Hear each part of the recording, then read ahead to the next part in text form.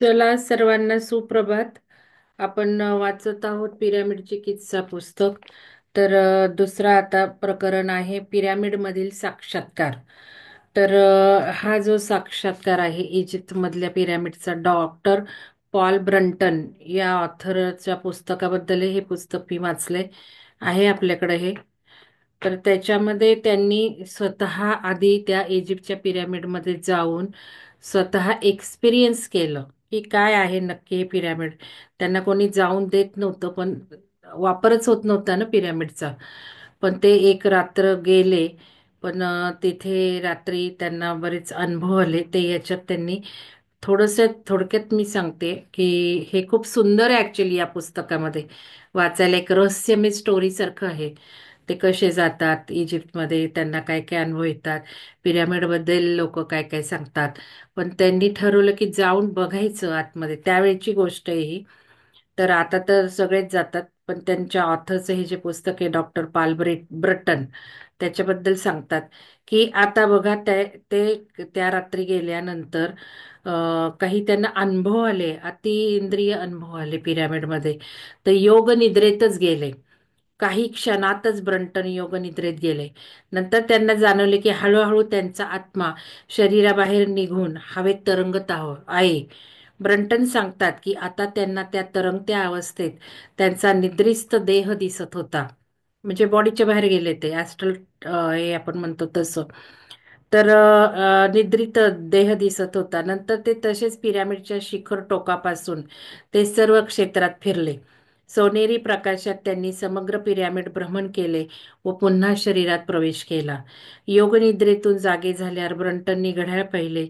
म्हणजे योगनिद्राच त्यांची लागली होती आणि त्याच्यातून हे सगळं out of the body experience आला. तो ते मध्यरात्रीची वेळ दर्शवत होते. आता या गहन गूढ अंधाराला आणि निस्तब्ध गारव्याला, म्हणजे प्रचंड गारवा पण होता तिथे, निस्तब्ध गारव्याला सरावलेले ब्रंटन पहाटेची वाट पाहत तिथेच वावरत राहिले.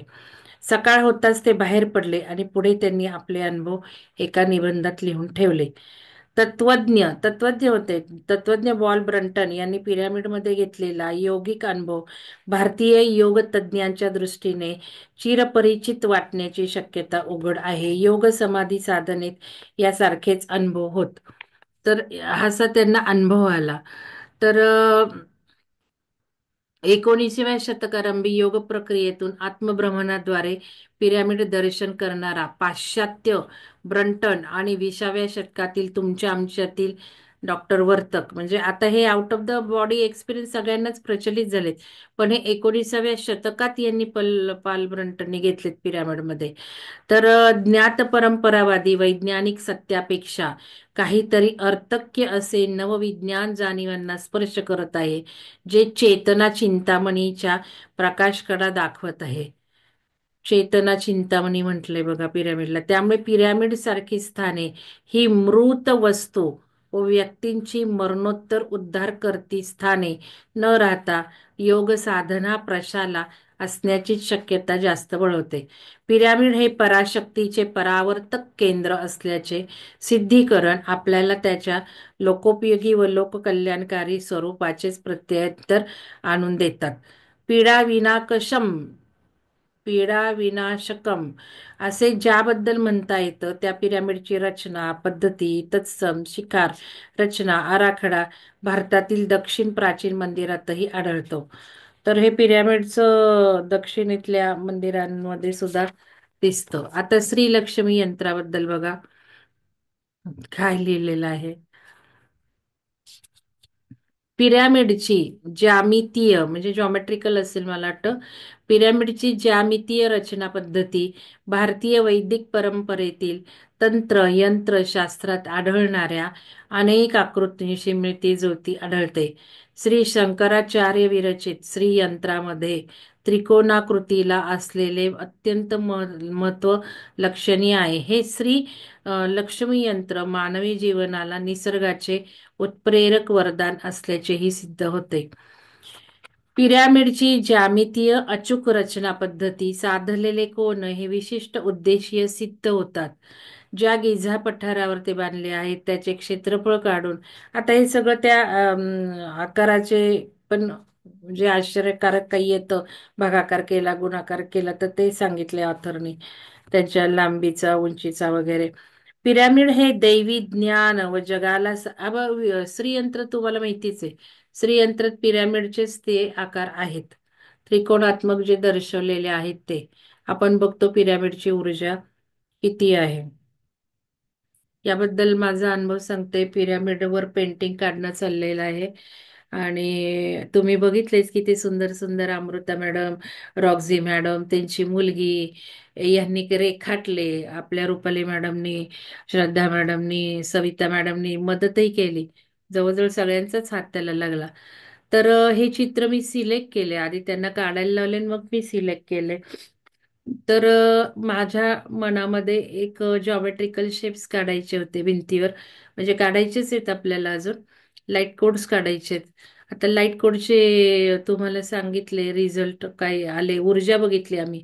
अजून त्या लेव्हलला हे गेलेले नाही. दोघांनीच मला ते ऊर्जा दाखवली. त्यांना दिलेल्या लाईट कोड मधली जास्त आहे, आणि बाकीचे काय करतायत मला माहिती नाही अजून.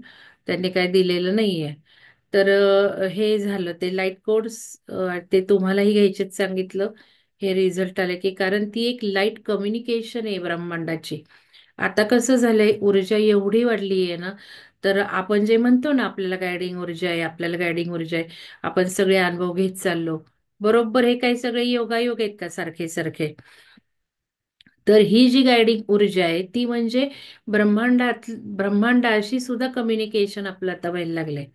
म्हणजे जे आपण म्हणतो इन्फॉर्मेशन्स येतात, इन्स्टिंक्ट्स येतात, हे खूप वाढत जाणार आहे. आणि हे सगळं नॉलेज आपल्याला आपोआप मिळत जाणार आहे. आपलं कम्युनिकेशन होणार आहे.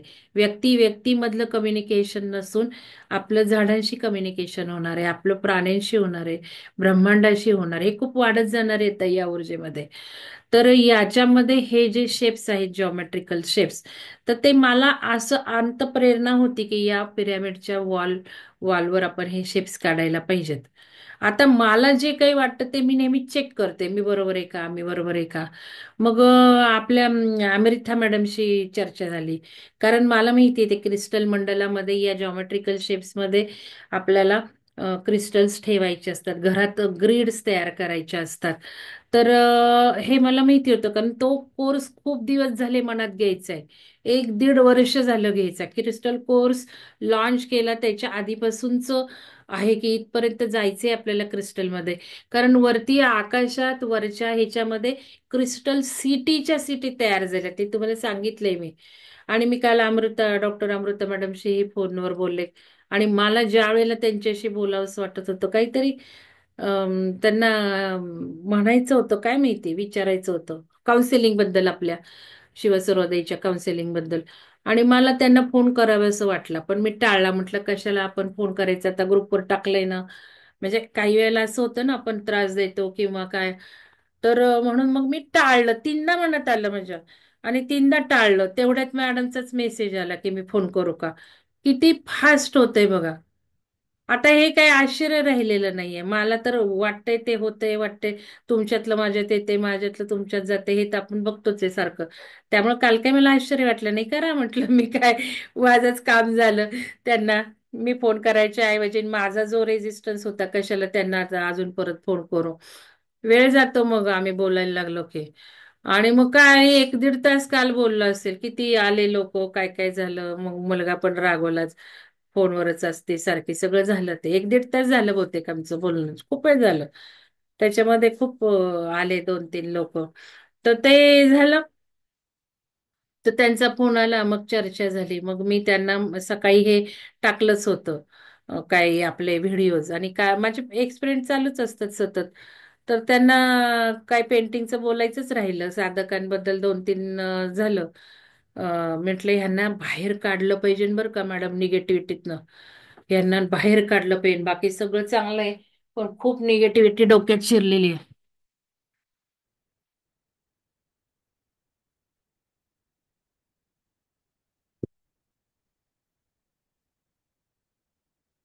तर ते जरा थोडस झालं. हे श्रीयंत्र मला ह्यांनी दिलेलं आहे, आपल्या पल्लवी ढेकणे मॅडमने दिलेलं आहे बघा. शिवसर्वोदयला त्या आल्या पहिल्यांदा, पहिल्या कोर्सला. तर हे त्यांनी तयार केलेलं आहे. तर बघा त्रिकोण त्रिकोण सगळे पिरॅमिड आहेत की नाही बघा. आता ह्याची ऊर्जा दाखवेल मी आज. ऊर्जा लगेच दाखवेल. तर ते झालं. मग त्यांच्याशी बोलता बोलता आता काय सांगायचं होतं ते जाऊ दे. पुस्तकाचं पण जरा चर्चा झाल्या. हा, त्यांना मी जे पुस्तक दिले त्याबद्दल त्या बोलत होत्या, खूप छान आहे, खूप छान आहे. म्हटलं बघा, मी काढून दिलं अमृता मॅडम, हे तुम्हाला वाचायचंय. मग कसं कळतं मला बघा म्हटलं. कारण त्यांना इतकं त्यातले एक्सपिरियन्स आवडले. म्हटलं घ्या मग, सगळ्यांसाठी घ्या. मग पुस्तक वाचन कमी करून त्या ते सगळे टेक्निक्स घेणार आहेत, की सगळे व्हिज्युअलायझेशन टेक्निक्स आहेत. मग मी त्यांना म्हटलं बघा, जी काही आता मी फॉरेन ऑथरची पुस्तकं आणली त्या सगळ्यामध्ये व्हिज्युअलायझेशन आहे. व्हिज्युअलायझेशननीच ते पुढे चाललेले आहेत. म्हणून तर मग पुन्हा एकदा तो कोर्स लॉन्च केला डिसेंबरच्या प्रॅक्टिसचा. पण अजून व्हॅल्यू कळत नाही आपल्या लोकांना, जमत नाही व्हिज्युअलायझेशन. मग म्हटलं आता बघा हे कसं आहे, तर घ्या तुम्ही टेक्निक्स. तर ते ध्यानासारखं रोज टेक्निक घेणारच आहेत त्यातले. तर ते झालं. आणि मग जॉमेट्रिकल शेप्स माझ्या मनात आलंच होतं आधीपासून. पण मग अमृता मॅडमना मी बोलले क्रिस्टलचं, की आमचं चालूच होतं ना चर्चा, आम्ही त्या दोघींनी कोर्स लॉन्च करताना. तर त्यांना मी म्हटलं मॅडम आपल्याला जॉमेट्रिकल शेप्स ग्रिड्स वगैरे सगळं घ्यायचंय, पण हे एका लेव्हलमध्ये नको. आता एक एक दीर्घकाळ होतं ना, शॉर्ट बट स्विस्ट आपण आधी थोडासा घेऊ क्रिस्टल, आणि तसंही भाग 2 मध्ये मी सांगितलंच होतं. मग तेव्हापासून मला हे घ्यायचा आहे course geometrical, secret geometrical shapes. आणि मलाच तो फॅसिनेट करतोय की काय हे सिक्रेट ब्रह्मांडातले जॉमेट्रिकल शेप्सचे आपण अभ्यास केला पाहिजे. मी तुम्हाला म्हटलं की आपल्याला हे सगळं अभ्यास करायचं आहे. मग थोडंसं रांगोळीचं आपण बघितलं. तर हे जे शेप्स आहेत आपले श्रीयंत्र, खूप ब्रह्मांडातले सगळ्या धर्मांचं याच्यात प्रतीक आहेत, सगळ्या धर्मांचे. तर हे श्रीयंत्र झालं, अजून बरेच शेप्स आहेत. तर हे एक जसं अट्रॅक्शन आहे की कोर्सच घ्यायचा, कोर्सच घ्यायचा. पण तेवढ्या लेवल पर्यंत जायला ऍक्च्युली मला तरी कुठे एवढं ज्ञान आहे प्रत्येक शिप्सचं, जे सॅक्रेट जॉमेट्री चालल्यात आज जगामध्ये प्रसार होतोय. मग आम्ही बघितलं हे सुलोचना मॅडम आणि मी ते पुस्तक आणलं आपण, त्रिपुर सुंदरी. त्यात सुद्धा ते काही शेप्स आहेत काही, पण आम्हाला काही माहिती नाही, त्यांनाही नाही माहिती, मला माहिती नाही. मग म्हटलं जाऊ द्या, हे सगळं घेत नाही बसायचं आपण, जॉमेट्रिकल शेप्स मध्ये होईलच. तर हे झालं. मग पिरामिडवर पेंटिंगवर सारखं मला ते येत होतं, नाही जॉमेट्रिकल शेप्स काढायचे. तर आता कुठं चौकोन त्रिकोण काढायचे का, कोण काय म्हणतील कसलं पेंटिंग केलंय वगैरे असं, म्हणून मी म्हटलं हे नंतर काढू. सुरुवातीला पिरामिडच्या भिंतीवर असं काही छान रेखाटू. मग जे आवडले ते काढले. कारण आम्हाला जसं हवं होतं, मला जसं हवं होतं तसे एवढे मिळाले नाही त्या टाईपमध्ये. मला असं कुंडलिनी, योगाच्या रिलेटेड, ध्यानात बसलेली स्त्री असं काढायचं होतं. पण ते तेवढ्या ह्याच्यात मिळालेले नाहीत. तर आता कुंडलिनीचं आहे, इतकं काही भावलेलं नाही, पण बाकीचे भावले ते काढून झाले. आता हे जॉमेट्रिकल शेप्स काढायचे. पण आता इन्स्टिंक्ट आली होती मनात कुठंतरी, ही इन्स्टिंक्ट चेक केली पाहिजे ना, की खरंच आता फॅसिनेट करतंय, अट्रॅक्ट करतंय, स्टडी करायचा आहे सगळा, तुम्हाला सगळा सांगायचा आहे, पेंटिंग करायचं. अरे पण काय आपण करतोय पेंट, खरंच त्याच्यामध्ये काही आहे का, हे बघायला नको का? की एक मनात होतं की भिंतीवर काढलं आपण, की काय करणार आहे त्या परिसरात ते, हे मला माहिती होतं. पूर्ण सगळं जो पिरॅमिड करतो डिव्हाइन कनेक्शन, तेच हे शेप्स करणारे पूर्ण आपल्या त्या परिसरात भरपूर मात्रेमध्ये या शेप्समुळं. हे सगळं माहितीये. श्रीयंत्र वगैरे आपण का पूजन करतो, तर ब्रह्मांडाचंच प्रतीक आहे ते. तर हे माहिती होतं. आणि मग काल काय झालं माहिती का, काल मी सहज माझ्या डोक्यात, हा मग अमृता मॅडमशी बोलले. तर अमृता मैडम म्हटल्या बहुत अच्छा ख्याल है आपका, का निकालिए मैडम निकालिए, बहुत अच्छे रहते असं वगैरे म्हणाल्या. मग त्यांना म्हटलं द्या आता, मग फ्लावर ऑफ लाईफ द्या, ट्री ऑफ लाईफ द्या, सीड ऑफ लाईफ द्या, काय काय काय काय मी बोलले, मला द्या म्हटलं ते. कारण काय काय डोक्यात होते शिप्स. मग त्यांच्याजवळ आहे होतच ते काही पुस्तक. मग त्या घेऊनच आल्या. मग त्यांना म्हटलं प्रवासात इथे काढायला आल्या होत्या दोघी जणी. मी म्हटलं तुम्ही द्या आता यातलं सिलेक्ट करून, मला वेळच नाही, मला वेळच नाही, मला बघायचंय सगळं. माझं असं चाललं होतं, नाही मला बघूनच मग ते काढलं पाहिजे. शेवटी मी त्यांना म्हटलं तुम्ही सिलेक्ट करून द्या तीन चार, सगळे तर नाही आपल्याला काढतायत. मग त्यांनी फ्लावर ऑफ लाईफ काढा म्हटले, अजून काय, मग पुस्तक घेऊन आल्या. मग त्या पुस्तकात बघितलं, पण वाचायला कुठं वेळ होता त्यांच्या सोबत, बाकीचं शेड्यूल शेड्यूल सगळं, शिबिरात अजिबात वेळच पुरला नाही. आणि मग घेतले, त्या म्हणाल्या फोटो काढून घ्या या पुस्तकाचे. मग ते एक घेतले. आता मला अमृता मॅडमना मी प्रश्न टाकलाय कन्फर्मेशनला, तो मिळाल्याशिवाय मी पुढचं बोलणार नाही. पण काल मी फ्लावर ऑफ लाईफ काढलं इंटरनेटवरनं आणि त्याची ऊर्जा मेजर केली. आता मला जे काही एक्सपिरियन्स आले ते मी अमृता मॅडमना चेकिंगसाठी बोलले. मी सांगितलं की काही वेळेला कसं होतं की आपलं पूर्वग्रह मनात थॉट आला तरी तो पेंडुलम काही दाखवतो बदल, तसं नकोय म्हणून त्यांना रात्री मेसेज टाकलाय. आता ते काय सांगतायत बघू, मग मी काय अनुभवलं आणि मग तुम्हाला दाखवणारच आहे व्हिडिओमध्ये. तर ते थोडंसं आपण बघूयात, कारण काही गोष्टी चेक करायच्या असतात तर मगच ध्यानात न आलेलं, हे मी तुम्हाला प्रत्येक वेळेला सांगते, ध्यानात नाही आलेलं सगळं बरोबरच असतं असं काही नाहीये. तर हे लक्ष्मी यंत्राचं यांनी सांगितले, पिरॅमिडचं, सगळे पिरॅमिडच आहेत या लक्ष्मी यंत्रात, श्रीयंत्रात. तर पिरॅमिड हे दैवी ज्ञान आणि जगाला साधणारे, आता श्रीयंत्र सुद्धा असं म्हणतात की आपल्याला कोणीतरी दिलं पाहिजे ना, आपलं पण घ्यायचं नसतं. आणि यावेळेला बक्षिस जी आहेत, मागची आपली ह्याची जर्नल रायटिंगची मॅडमच्या कोर्सची, माझं सारांश रायटिंगची, ती बक्षीस श्रीयंत्रच आहेत, लक्षात घ्या.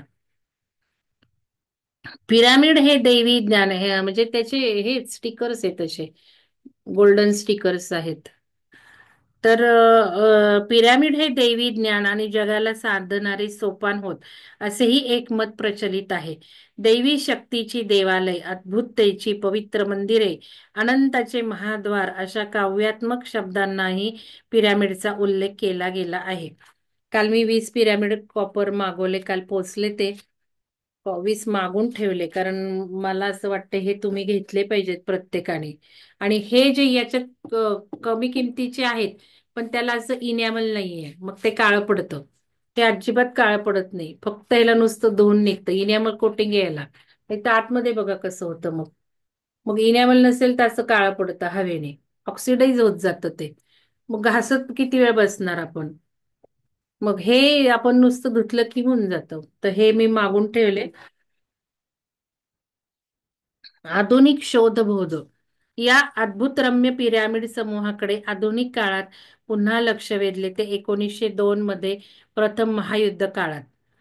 आता ऑस्ट्रेलियन वैज्ञानिक डॉक्टर व्हिक्टर हेस हा जेव्हा इजिप्तच्या वाळवंटी प्रदेशात बलून्स उडवण्याचे प्रयोग करत होते, त्यांना आढळले की पिरॅमिड जवळून जाताना बलून्स अकस्मात दिशा बदलतो. हा दिशा बदल पिरॅमिड मधून होणाऱ्या किरणोत्सर्गामुळे होत असावा, असे हेसने प्रतिपादन केले. यावरून पिरॅमिड हे ऊर्जा संग्राहक, निर्माणक आणि प्रक्षेपक असल्याचे लक्षात आले. पिरॅमिडचे किरणोत्सर्जन हे रेडिओधर्मी तरंग लहरीपेक्षा वेगळे असल्याचे डॉक्टर रॉबर्ट मिल्किन यांनी सिद्ध केले. त्याने पिरॅमिड प्रक्षेपित किरणांना कॉस्मिक रेज, वैश्विक किरणे म्हटले. ही किरणे इतकी तीव्र होती की ती 8 फूट जाडीच्या शिशाच्या पत्र्यात छेदून, ऍक्च्युअली शिसा वापरतात किरण आरपार होऊ नयेत म्हणून, पण 8 फूट शिसा, 8 फूट म्हणजे बघा, आपण आपली उंची 6 फूट आहे, तर 8 फूट जाडीच्या शिशाच्या पत्र्यात सुद्धा ही किरण भेद, म्हणजे किती स्ट्रॉंग किरण असतात पिरॅमिडची. आणि तीही वैस्मिक कॉस्मिक रेंज मधली, त्यामुळं 8 फूट जाडीच्या शिशाच्या पत्र्यात छेदून जात असत. त्यामुळे स्वाभाविकच या तीव्र शक्ती असलेल्या किरणोत्सर्जनाचा अधिक अभ्यास अनिवार्य ठरला. आता त्यांनी बघितले बलून बलून पिरॅमिड कडनं लगेच दुसरीकडे जात होते, दिशा बदलत होते. मग एवढं काय करतोय की पिरॅमिड, एवढं काय करतोय, हे बघून त्यांनी संशोधन सुरुवात केली. आता पदार्थ विज्ञान शाखेतील नोबेल पुरस्कार विजेता डॉक्टर लुई अल्वारेज याने आधुनिक यंत्रे, मापके, संगणक, कॉस्मिक काउंटर आदी साधने पिरॅमिड मधल्या खोलीत ठेवून प्रयोग केले बघा, नोबल शास्त्रज्ञांनी हे सगळं त्यांनी पिरामिडच्या खोलीत ठेवून प्रयोग केले. सूक्ष्मतम आवाज, हालचाल, किरणे चुंबकीय पट्टीवर ग्रथित व्हावीत हा उद्देश होता. प्रत्यक्ष प्रयोग सुरू होताच ही अद्ययावत यंत्रणा आपोआप बंद पडली. पिरामिडमध्ये काही चालत नाही. तपासणी पुनर्तपासणी करूनही असे का होते हे समजेना. बाहेरही यंत्रणा व्यवस्थित काम करत होती. तेव्हा डॉक्टर अल्वारेज यांना असेच म्हणावे लागले की पिरामिडच्या अंतर्भागात शक्तिशाली किरणोत्सर्जन करणारी अज्ञात अदृश्य अवस्था कार्यरत होती, ज्यामुळे आधुनिक यंत्र उपकरणे बंद पडत. माझ्या लॅपटॉपला प्रॉब्लेम आलाय आता, दोघा 2-2.5 महिने झाले तो मिळेनाच, तो आउट ऑफ रिपेअरिंगला गेला असं तो म्हणतोय सारखा. आता मी आज मागून घ्यायचं ठरवलंय, तो चालू देत नाही तर न चालू देत. कारण माझं सगळं मॅगझिनची कामं सगळी अडकली, त्यामुळे डाटाच सगळा त्याच्यात आहे. आणि हा छोटा आहे, म्हणजे छोटा म्हणजे जास्त मी ह्याच्यात मॅगझिनची एक फाईल सुद्धा या लॅपटॉपमध्ये मावत नाही. हा माझा सगळा असा ट्रॅव्हल ह्याच्यासाठी प्रेझेंटेशनसाठी घेतलेला आहे मी. तर हे आहे. आणि आता हे सगळं बंदच पडणार आहे. तुम्हाला माहितीये आता काही गॅरंटी नाहीये, इंटरनेटची गॅरंटी नाहीये. सगळा डाटा स्टोअर करून ठेवा तुमचा. इंटरनेट नाही, जगाच्या कित्येक ह्याच्यातनं इंटरनेट गायब होणार आहे. प्रचंड सायबर गुन्हे होणार आहेत. आपले अकाउंट सगळे सिक्युअर ठेवा. आणि वेबसाईटच्या वेबसाईट उडणार आहेत, युट्यूबच्या युट्यूब उडणार आहेत. सगळं काही विचित्र सुरू. आज बघा 16 तारीख आहे, बघा उद्यापासून, बघा आजपासून आता पाऊस पडला काल आमच्या इथे. तर या सगळ्या गोष्टी होणारच होणार आहेत. तर त्यामुळं आपला डाटा सिक्युअर ठेवायचा आहे सगळा. वेबसाईट पण जाणार आहेत, काही काही पण होणार आहे म्हणजे. तेव्हा डॉक्टर अल्वारेज यांना असेच म्हणावे लागले की हे यंत्र उपकरणे बंद पडत. आता हे बरेच शास्त्रज्ञांचं फ्रेंचचं दिले, आपल्याला वाचायला वेळ नाही. आता पिरामिडचा वास्तवार्थ बघा. ही ऊर्जा कुठल्याही ज्ञात ऊर्जेसारखी न आढळल्याने त्यांनी ज्ञाताच्या पलीकडील सर्वश्रेष्ठ आदी ऊर्जेला कॉस्मिक एनर्जी, वैश्विक ऊर्जा नाव दिले. वैदिक हिंदू तत्वज्ञानात आता पलीकडील शक्तीला म्हणजे पराशक्ती, परमेश्वरी शक्ती म्हणत असल्याने आपण तिचे नामकरण परा ऊर्जा करूयात असे ते म्हणतात. पिरामिडची ऊर्जा ही अद्भुत आहे, कुठेही याचं हे काही सापडलं नाही, म्हणून त्याला परा ऊर्जा, अद्भुत ऊर्जा.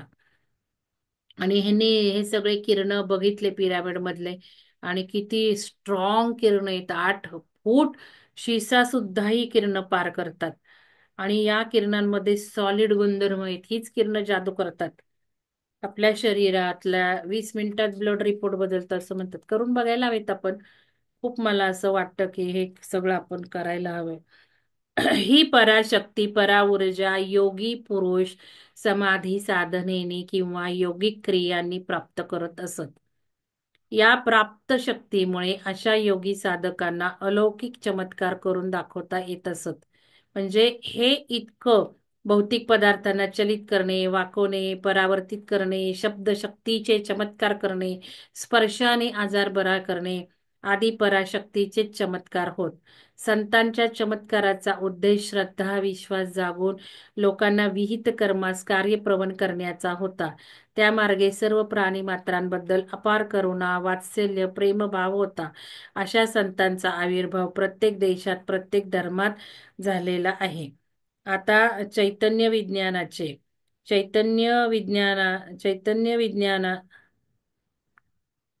इंदूरचे श्री प्रभाकर अडसुळे यांच्यासारखे संशोधक लेखक ज्ञानेश्वरांच्या चांगदेव 65 वैज्ञानिक सूत्रार्थ ध्वनित करत त्यांना चैतन्य विज्ञानाचे प्रवर्तक म्हणून जागतिक पातळीवर प्रतिष्ठित करीत आहेत.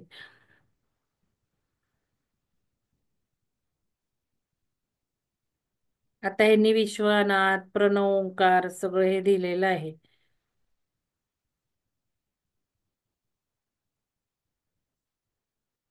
ज्या काही दृश्य श्राव्य विश्वाची नियंत्रक शक्ती, असा ऊर्जा स्तोत्र, ओंकाराचा, हे सगळं याच्याशी पिरॅमिडशी त्यांनी कम्पेअर केलेलं आहे.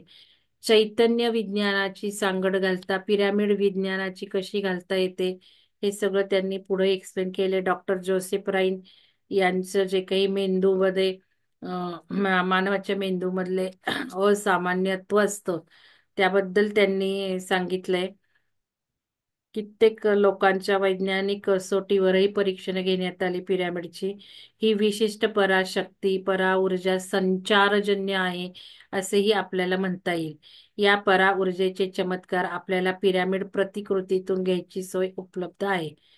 अर्थात त्यासाठी नुसत्या निष्क्रिय बुद्धिवादाने नव्हे तर सक्रिय श्रद्धेने प्रयोग प्रामाण्यवाद अंगीकारण्याची म्हणजे लेफ्ट ब्रेनचा विचार नको, मेंदूचा विचारच करायचा नाही, राईट ब्रेननी करायचं. इतकंही अद्भुत पिरॅमिड आहे. आता शब्दजन्य बोध आहे.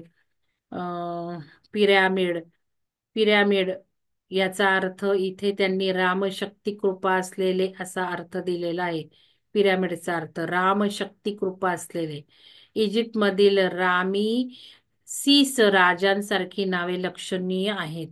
तेव्हा रामीद म्हणजे शक्ती असलेले ऊर्जावान पिरॅमिड होय. रामशक्ती म्हणजेच अग्नितत्वच होय. राम शब्दात रम बीज आहे, मंत्र समाविहित आहे जो तीव्र ऊर्जा शक्ती द्योतक होय. त्यामुळे पिरॅमिड अग्नितत्वरूपी रामशक्ती प्राप्त करण्याचे साधन ठरवता येते. सर्वच तत्व मिळतात आपल्याला. पिरॅमिड म्हणजे परम मित्र सर्वश्रेष्ठ असाही अर्थ त्यांनी सांगितला. पिरॅमिड म्हणजे पियर्स पॉवर इनकॉर्पोरेटेड असंही त्यांनी म्हटलंय. पीरा पीरा म्हणजे पीडा म्हणजे त्रास आणि पिडामिट हे ऊर्जेचे स्वरूप आता त्यांनी सांगितले. आता ऊर्जेचे स्वरूपला तुम्हाला थोडी डायग्राम दाखवते.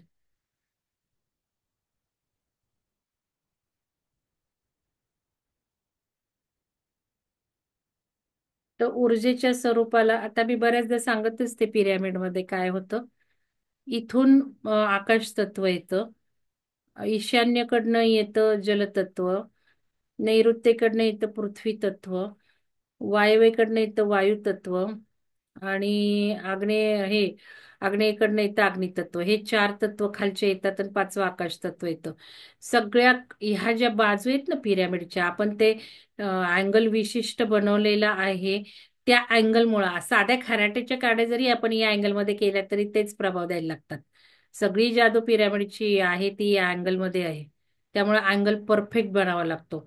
आणि जे पिरॅमिड बांधले त्यांना बरेच एकदा दोनदा पाडून ते अँगल करावे लागले. आपल्याला अजिबात थोडासा त्रास झाला. आपल्या पिरॅमिड इतका सुलभ अँगलमध्ये बनला तुम्हाला सांगते मी. फार थोडासा बदल करावा लागला. नाही तर काहीच्या लोकांना ते रूपच्या रूप काय स्ट्रक्चरच्या स्ट्रक्चर पाडून 10 बाय 10 फूटच्या पिरॅमिडला सुद्धा मी तर 2-3 पिरॅमिड बद्दल ऐकलं. 10 बाय 10च्या पत्र्याच्या ह्याला लाकडाच्या ह्याला सुद्धा त्यांना ते परत करावं लागतं. सिमेंटच्या ह्याला सुद्धा पाडावे लागलेले आहेत. तर आपला पिरॅमिड इतका सहजतेने अँगलमध्ये झाला की थोडासा फक्त त्याला स्ट्रक्चरमध्ये बदल करावा लागला आणि अँगल मॅच झालेला आहे. तर खूप सुंदर असं ते आहे. आता इथे काय होतं या अँगलमुळे या ज्या सगळ्या बाजू आहेत या या सगळ्या बाजू ज्या आहेत त्या खेचून आणतात अवकाशातून ती तत्व तुम्हाला सांगितलं मी ते. आता हे जे सगळे आहेत ना हितनं जे काही खेचलेले आहेत ते सगळे एकमेकांच्या भिंतीवर आदळतात. इकडचं तत्व इकडं आदळतं, इकडचं इकडे परावर्तित होतं. बराबर बराबर या ज्या प्रोसेस होतात आदळण्याच्या एखादं वावटळ वादळ सायक्लोन टाईप थोडस त्यामुळे गार वाटतं पिरॅमिडमध्ये. हे सगळं होतं, थंडी वाजते. तर हे बाहेरच्या वातावरणापेक्षा खूप गार वाटतं. आणि तुम्ही जर मागं बसलात ना त्या बाकड्यांवर तर इतकी हवा येते, सुंदर गार हवा येते. आंब्याच्या झाडांना पास करून ती हवा आतमध्ये येते. म्हणजे बघा त्या आंब्याच्या झाडांचाही सगळा गुणधर्म घेऊन आपल्याला पिरॅमिडमध्ये हवा मिळते. आणि हे या सगळ्या अशा फास्ट प्रोसेसेस होतात. परावर्तन होतं, बहुगुणन होतं आणि ऊर्जा विकिरण होतं. मग आता हे सगळं झाल्यावर काय होतं की काय काय काय काय प्रोसेस होतात स्टेलरी वेव्हज काय काय याच्यात त्यांनी दिलेलं आहे. तर त्याच्यातून मग आता या सगळ्या प्रोसेस्ड ज्या काही होतात लहरी या आतमध्ये तर होतातच, बसणाऱ्यांना तर फायदा देतातच, पण परत या सगळ्या कॉर्नर मधनं बाहेर पडतात बघा. आणि म्हणून आजूबाजूच्या सर्व परिसरावर परिणाम करायला लागतात. आपल्या पिरॅमिडचं जे काही इफेक्ट आहे तो 1 किलोमीटर पर्यंत आहे. 1 किलोमीटर पर्यंत आहे. ऊर्जेचे स्वरूप.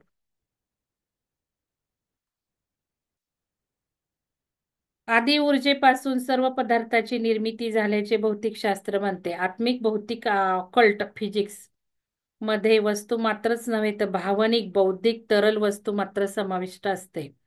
मनुष्यात या सर्व वस्तू मात्रांचा समन्वय झालेला दिसतो. ही आदी ऊर्जा म्हणजेच ऊर्जा म्हणजे भावनिक, बौद्धिक, तरल सगळ्या अवकाशात असलेल्या चुंबकीयता, विद्युत चुंबकीयता, रेडिओधर्मिता वगैरे अनेक ऊर्जांपेक्षा ही ऊर्जा वेगळी होय. अवकाशातील सूर्य, चंद्र आणि इतर ग्रह, चांदण्या, आकाशगंगा या सर्वातून प्रत्यही पृथ्वीवर दोन प्रकारचे बल परिणाम करत असते.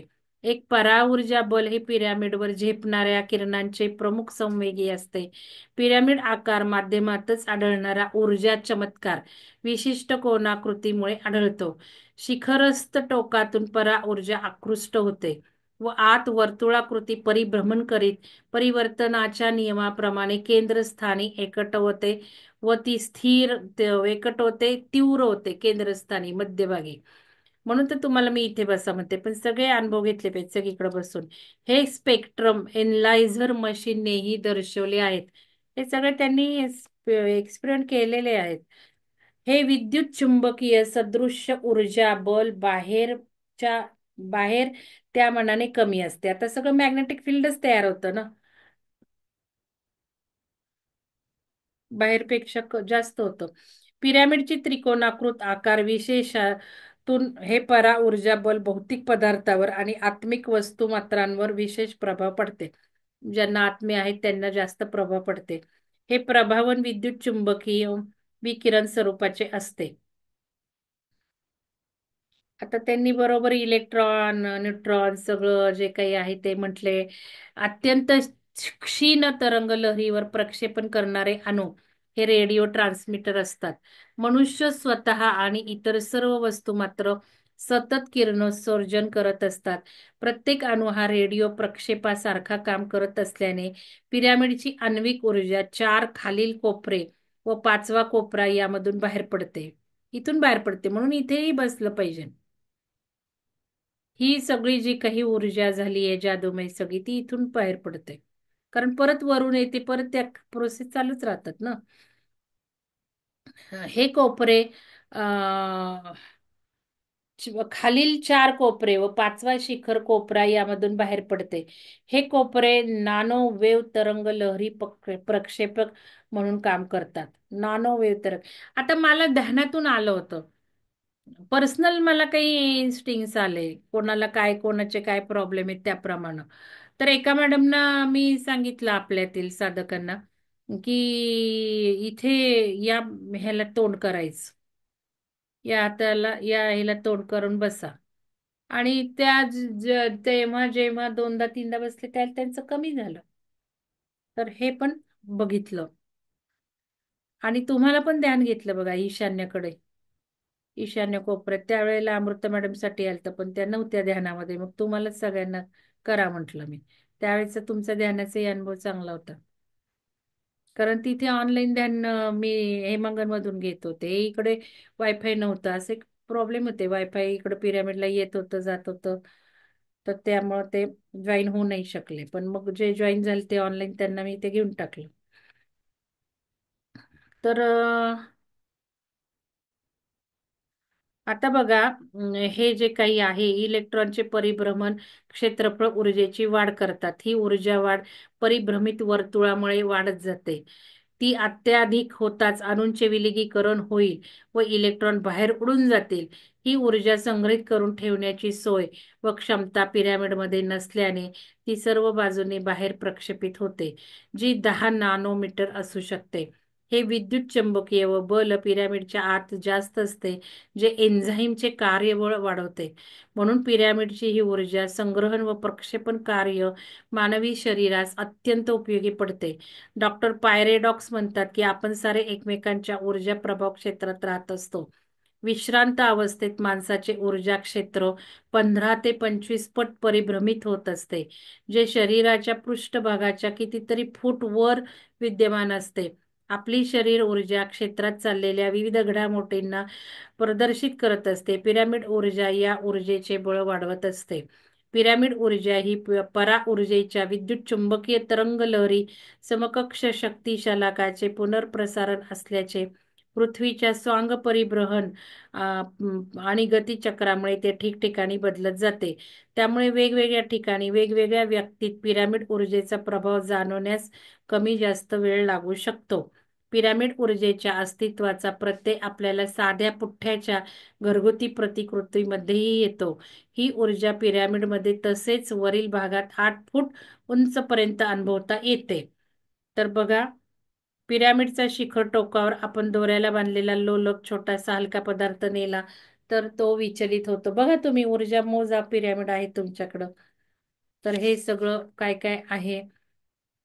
पिरामिडमध्ये ठेवलेल्या बी बियाणांची आंतररचना शक्तीकृत होते, त्यामुळे पुष्य फल संधारण जास्त होते. पिरामिडमध्ये ठेवलेल्या वनस्पती फुलांचे विकसन व्यवस्थित होते. फळे ठेवलेली काही नासत नाही, कुजत नाही. पिरामिड ऊर्जा प्रभाव सिद्धांत. प्रथम सिद्धांत स्थिरीकरणाचा अत्यंत स्थिरता दर्शकतेचा आहे. हे दिसतंय का व्यवस्थित? माझं स्पॉटलाइट आहे का बघा, कारण काय पीपीटी केली की हे होतं. दिसतंय का? चॅटबॉक्स मध्ये टाका. मी फुल स्क्रीन दिसतीये का?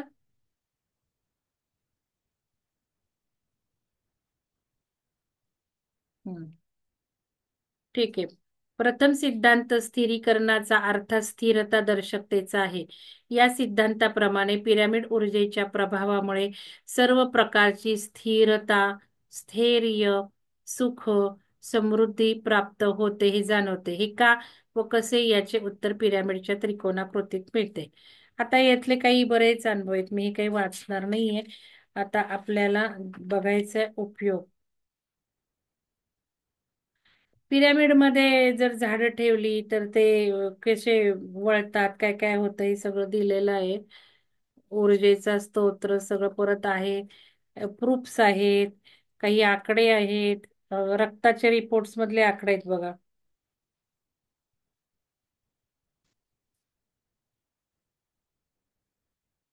लोह, लाल रक्तकण, श्वेत रक्तकण, सामान्य पिरामिडच्या पूर्व ह्याच्यात, पिरामिड नंतर हे सगळे रिपोर्ट्स, जस्त लोह, ग्लुकोज हे सगळे दिलेत, आकडेवार दिलेलं आहे सगळं. एक्सपेरिमेंट करूनच लेखकांनी हे सगळं लिहिलंय, संशोधन युक्त. आता पिरामिडचा उपचारात्मक उपाय. पिरॅमिड मधून परा ऊर्जा प्राप्त होते व ती ऊर्जा संरक्षक, संवर्धक, उत्प्रेरक ठरते. बघा, संरक्षक, संवर्धक व उत्प्रेरक ठरते. हे प्रयोगांनी प्रमाणित झालेले आहे. या ऊर्जेचा मनुष्याला होणाऱ्या निरनिराळ्या आजारांवर, विकारांवर निश्चितच उपकारक, सुधारक उपयोग होतो. यासाठी पिरॅमिडची प्रतिकृती कशी मिळवायची, म्हणजे कसा तयार करायचा वगैरे त्यांनी सगळं दिलंय तयार करायचं सुद्धा. पिरॅमिड मधून प्रक्षेपित होणारी ऊर्जा शरीरात उष्णता निर्माण करते. ही उष्णता अन्य प्रकारे मिळणाऱ्या उष्णतेपेक्षा वेगळी असते. ती सौम्य व सुसह्य व सुखद असते. या ऊर्जेने शरीरातील सर्व घटकांना पुरेसा प्राणवायू मिळतो आणि शरीरातील रक्त, पाणी, वायू यांचे प्रमाण आणि कार्य समतोल साधत शरीराला टवटवीत, फ्रेश आणि तत्पर ऍक्टिव्ह ठेवते. व्यक्तीचे वजन जितके किलोग्राम असेल त्याच्या शेकडा 8 भार रक्ताचे प्रमाण असते. त्यालाच आपण दैनंदिन भाषेत 5-6 लिटर म्हणता येईल. शेकडा 60 भार हा शरीरातील पाण्यामुळे असतो. रक्त व पाण्यावर चंद्राच्या गुरुत्वाकर्षणाचा जबरदस्त प्रभाव पडतो. शुक्ल पक्षात तो सर्वात जास्त तर कृष्ण पक्षात तो क्षीण राहतो. चंद्रमाच्या गुरुत्वाकर्षणीय प्रभावाचे दर्शन आपल्याला समुद्रातील भरती ओहोटीत दिसते. वैज्ञानिकांना आता हे शिवसर्वोदय शास्त्रातनं दाखवलंय नियमारूपात. शुक्ल पक्ष आणि कृष्ण पक्षात कुठली कामं कशी करायची हे बघतोय आम्ही. आणि का ती करायची. वैज्ञानिकांना असे आढळले की मानवी शरीरातील रक्त प्राणी घटकात यावेळी समुद्र भरती ओटीप्रमाणे तीव्र प्रतिक्रिया आढळतात. म्हणून आनंददायी कार्यासाठी शुक्ल कृष्ण पक्ष लक्षात घ्यायला हवा. हे मी सांगितलंच आहे. पण आमचे मत असे आहे की पिरॅमिड ऊर्जेला हा नियम लागू नाही. कारण ती परा आहे, परिपूर्ण आहे व प्रचंड शक्तिशाली आहे. पिरॅमिडला काहीच तो कृष्ण तो सदैव चांगलीच ऊर्जा. ऊर्जेचे गुणधर्म. पिरॅमिड ऊर्जेचे गुणधर्म परीक्षण केले असता ही ऊर्जा आपल्याला आयुर्वेद परिभाषेप्रमाणे वात कफ नाशक सिद्ध होते. ही ऊर्जा उष्णता निर्माण करत असल्याने ती पित्तकारक ठरते. बघा इथे दिलंच आहे. हे गुणधर्म लक्षात घेऊन जर आपण पिरॅमिडचा उपयोग केला तर तो आपल्या शरीरातील अन्नमय कोश, प्राणमय कोश, ज्ञानमय कोश, मनोमय कोश, आनंदमय कोश या सर्वांवर इष्ट परिणाम करेल. वात पित्त प्रकोपाचे कारण. पिरॅमिड ऊर्जा वाताधिक्य कमी करते, नियमित करते. त्यामुळे वरील सर्व प्रकारच्या त्रासामध्ये पिरॅमिड उपचार फायदेशीर ठरतो. तर हा पिरॅमिड आता आपण उपचारासाठी करायचा आहे. ग्रुप केलेला आहे. त्याच्यामध्ये आपण अनुभव सांगायचे, वापर करायचा आहे. शरीरात 60% पाणी असते. आपण दररोज साधारणपणे 14 लिटर रिचवत असतो. शरीरात पाण्याचे प्रमाण जरुरीपेक्षा जास्त झाले किंवा त्याचे प्रमाणशीर निर्गमन नाही झाले तर शरीरास लठ्ठपणा, सूज, कायम सर्दी, पडसे, बहुमूत्रलता आदी त्रास जाणवतात. त्वचा व त्वचेशी निगडीत रक्तवाहिन्यांचे व रक्तांचे उष्णतामान कमी राहते. त्यामुळे शरीर ओजस्वी न दिसता निस्तेज प्रभावशून्य वाटते. पिरॅमिड ऊर्जेमुळे शरीरातील रक्त पाण्याचे प्रमाणशीर राखण्यात मदत होते व शरीर निरोगी राहते. आता बरेच दिले वात पित्त उपचार पद्धतीला पिरॅमिड कसा तयार करायचा, विविध आजारांवर उपचार वाचते. सामान्यपणे ज्या ठिकाणी दुःख, वेदना, ठणका, सूज, फोड, गाठ, जखमा वगैरे असतील त्या जागी किंवा तिथे आपल्याला उपचार आवश्यक वाटतो त्या जागी पिरॅमिड ठेवून उपचार करता येतो. त्या ठिकाणी विकृती दूर होते, शक्ती वाढते. डोक्यावर पिरॅमिड ठेवल्याने डोकेदुखी, मतिमंदत्व, बौद्धिक जडता दूर होते, मानसिक एकाग्रता वाढते, बौद्धिक शक्ती वाढते, मानसिक शक्ती वाढते, केसांची वाढ होते. आपल्या मॅडमनी दिलंच आहे अनुभवामध्ये. त्यांची केस गळली नाहीत त्या 5 दिवसाच्या शिबिराचा आणि नखं वाढली. माझी सुद्धा वाढलेली होती. तर केसांची वाढ होते, मेंदूचे विकार दूर होतात, चक्कर, भोवळ, आचके येणे, अंग थरथरणे किंवा एखादे अंग बधीर होणे, वेडेपणा, अनुत्साह दूर होतो. ध्यानधारणा, जप, तप, योग साधना करणाऱ्यांनाही या पद्धतीने फायदा होतो. शरीराचे तापमान, रक्तदाब नियंत्रित राहतात. सामान्य उपचार पद्धती म्हणूनही या पद्धतीने लाभ होतो. छातीवर पिरॅमिड ठेवून हृदयरोग, कफाधिक्य, श्वासकष्ट, सर्दी, पडसे, ओला खोकला, क्षय, दमा, अस्थमा यांचे निवारण होते. झोपायचंय ना असं छातीवर ठेवून द्यायचंय पिरॅमिड. उपयोग सुरू करा. नुसते पिरॅमिड घेऊन ठेवलेले आहेत लोकांनी. पोट, पाठ, कंबर या जागी पिरॅमिड ठेवल्यास तेथील विकृती, दुखणे, खुपणे दूर होते. मलमूत्र विसर्जन क्रिया सुधारतात. आता आपल्या एका मॅडमचा अनुभव आहे ना, हातभर सूज जी होती खाली त्यांच्या स्पाईनला, ती गेली की 8 दिवसात पिरॅमिड मधनं गेल्यावर. किती तास होत्या पिरॅमिड मध्ये? 2-4 तास असतील. त्याच्यात 1 तास ध्यान. तेवढ्यात हा अनुभव आलेला आहे. एवढी हातभर सूज कमी झालेली आहे, कुंडलिनी ऍक्टिव्हेट झालेली आहे. पण काही वेळेला कुंडलिनी ऍक्टिव्हेट झाली तरी ती ऊर्जा पचवायची क्षमता लागते, ध्यान करावं लागतं. ध्यानातनच आपलं ते क्लिन्झिंग होतं. ध्यान नाही केलं तर काही होणार नाहीये. त्यामुळे ध्यान सतत करणं हे फार महत्वाचं आहे. जननेंद्रिय, ओटी, पोट, गर्भाशय, लैंगिक अवयव यावर पिरॅमिड ठेवल्यास तेथील दुःख कमी होते. त्या त्या अवयवांची शक्ती वाढते.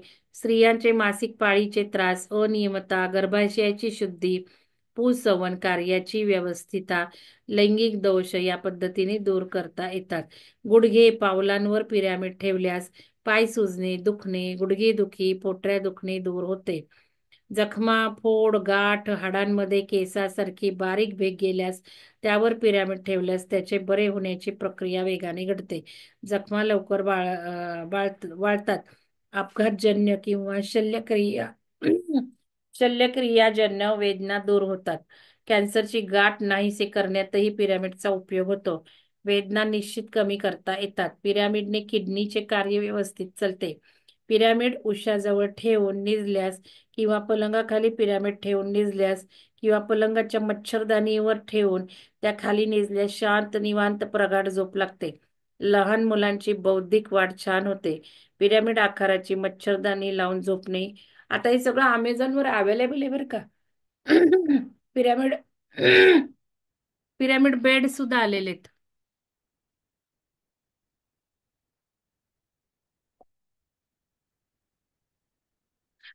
अंगावर ओढून घ्यायचा पिरॅमिड असंही आले बघा अमेझॉनवर सगळे. फक्त घेताना आपल्याला माहिती नाही ते शास्त्रशुद्ध आहेत नाही आहेत. परत एक क्रिस्टल पिरॅमिड दिसतो असा चकचकीत. खूप अट्रॅक्टिव्ह वाटतो पण त्याच्यात अशी कॉपर कॉईल आहे. आणि मग ते कॉपर कॉईल त्याच्यामध्ये काय करते माहिती नाही. पण ते घ्यावा न घ्यावा हे कसं करायचं शिवसर्वोदय शास्त्राप्रमाणे मी तुम्हाला सांगितलेलं आहे. कशा वस्तू निवडायच्या. आता भरपूर ऊर्जा देणारे पण असतात. आपण बघितले सगळी चांगली ऊर्जा येतात.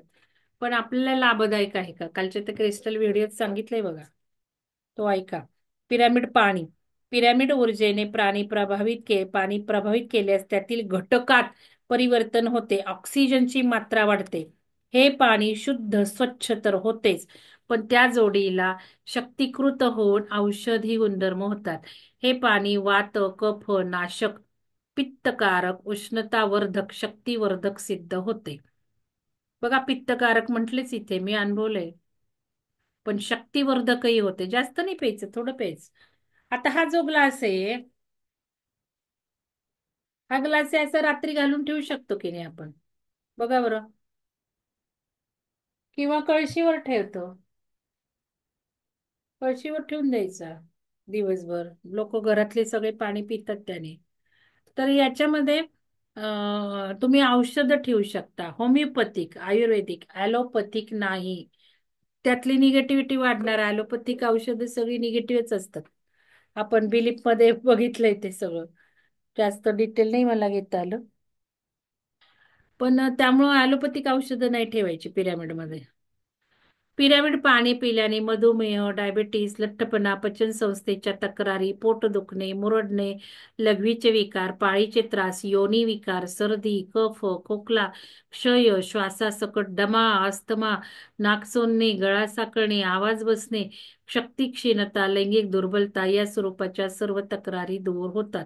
पिरॅमिड पाणी हे उष्ण व पित्तकारक असल्याने आम्लपित्ताच्या ऍसिडिटीच्या तक्रारी नसलेल्यांनी पिरॅमिड पाणी न पिणे किंवा प्यायचे झाल्यास जेवणानंतर 20 ते 25 ग्राम साधे पाणी मिसळून पाणी प्यावे. ज्या व्यक्तींची प्रकृती वात कफजन्य असेल त्यांनी साधारण अर्धा ते 1 ग्लास पाणी केव्हाही प्यायला हरकत नाही. पिरॅमिड पाण्याचे गुणधर्म लक्षात घेऊन प्रत्येकाने आपणास जुळेल तितक्या प्रमाणात गरजेप्रमाणे पिरॅमिड पाणी प्यायला काहीच हरकत नाही. हे पाणी पाचक, रोचक, उत्तेजक व चैतन्यदायी असते एवढेच. आता मी काय करायची पिरॅमिडमध्ये माझी सवय. पिरॅमिडमध्ये गेले मी ध्यानाला. घरात नाही खरं वापरत बरं का. माझ्याकडं हे भरपूर पिरॅमिड इकडं तिकडं ठेवलेले आहेत. मला काही होत नाही फारसं. माझे शरीराचे प्रॉब्लेम आहेत ना. तसं सारखं काही म्हणजे टच उडतो मला सांगते होत नाही. त्यामुळे मी काही तसा तसा प्रयोग करून बघितला नाही. खरं घरातल्या पिरॅमिडचा करायला हवाय. पाणी मात्र पिते. आता हे जे पाणी आहे ना मी काय करायची. माझी सवय की पिरॅमिड मध्ये बसलं की बाटली घेऊन जायचं. बाटली ओढून ठेवायची त्या शिखराखाली आणि ध्यान करस्तवर मग पाणी घ्यायचं. मी केसांना लावायची. माझी केस या थायरॉइडच्या मुळे खूप विरळ झाली होती. त्याच्यात फरक पडलाय. मी तुम्हाला सांगितलं पदोपदी पाणी लावून मी चोळायची आणि बसायची. जाताना सुद्धा मग ते बाटलीतलं पाणी. तर असं पाणी तुम्ही घरातल्या पिरॅमिडच्या खालनं घ्यायचं. ह्याच्या खालचं पाणी रात्रभर ठेवलेलं ते तुम्ही चेहऱ्याला लावा ना. मला काही एवढं असं मला इतकं अट्रॅक्शन नाहीये. पण तुम्हाला हे फेशियल सारखा इफेक्ट देणार आहे. तुम्ही करून बघा.